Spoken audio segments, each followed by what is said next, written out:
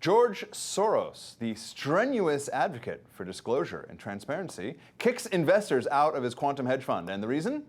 To avoid disclosure and transparency. Whoa, that's weird. That's hypocritical. I'm Alan Barton. Stand by for a special Facebook edition of Front Page.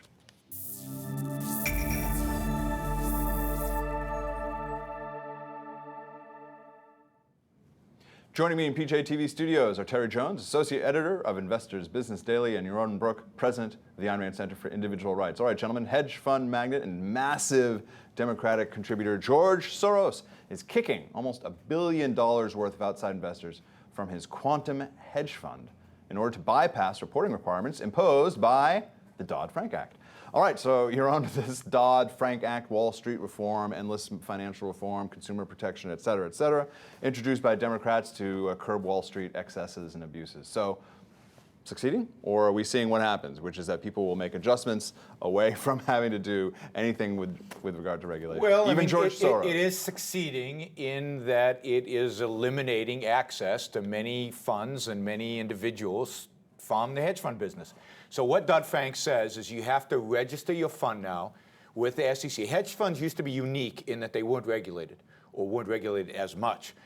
Now they're going to have to register with the SEC, and they're going to be all these disclosure requirements. One way you can get out of that is by managing only your own money. So then you're not a public hedge fund. That's what George Soros is doing. He's basically only going to have his and his family money. He's going to only manage. So in this sense, while I consider George Soros one of the worst human beings around and evil in almost everything that he does, and clearly anti-American and anti-capitalist, and a great hypocrite because he's made all his money under capitalism, he's absolutely right here. He should, kick out the investors and manage his own money. What's $1 billion for George Soros, right? It's not worth the regulations and the involvement of Washington. But I wish he would spend some of his billions lobbying Congress to get rid of Dodd-Frank, which is what the ultimate solution is, and to free up hedge funds to do what they do best, which is invest and make money for people. Terry, Soros, he vigorously lobbied the Securities and Exchange Commission to force U.S. oil companies to provide regulators with information about their customers, their contracts. He funds MoveOn.org. He funds all these things that are all about transparency, and But why is he trying to evade the very same regulations in his own hedge fund, and why isn't he called out on the rank hypocrisy of it? That's the sort of the more interesting.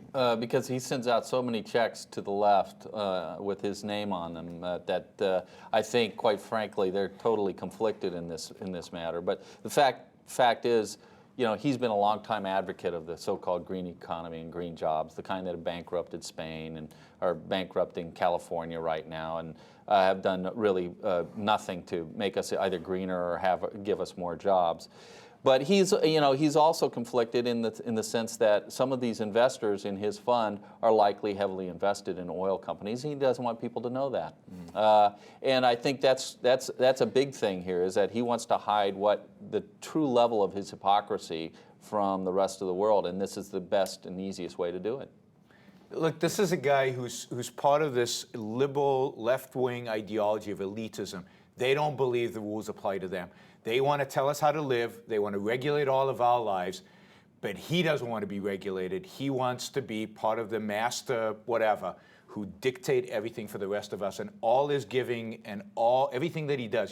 He's raising $200 million right now for a fund that will drive out free market economists out of the universities. He wants a command and control economy, and he wants to be the commander. He doesn't want to be controlled, and that's what this is ultimately about.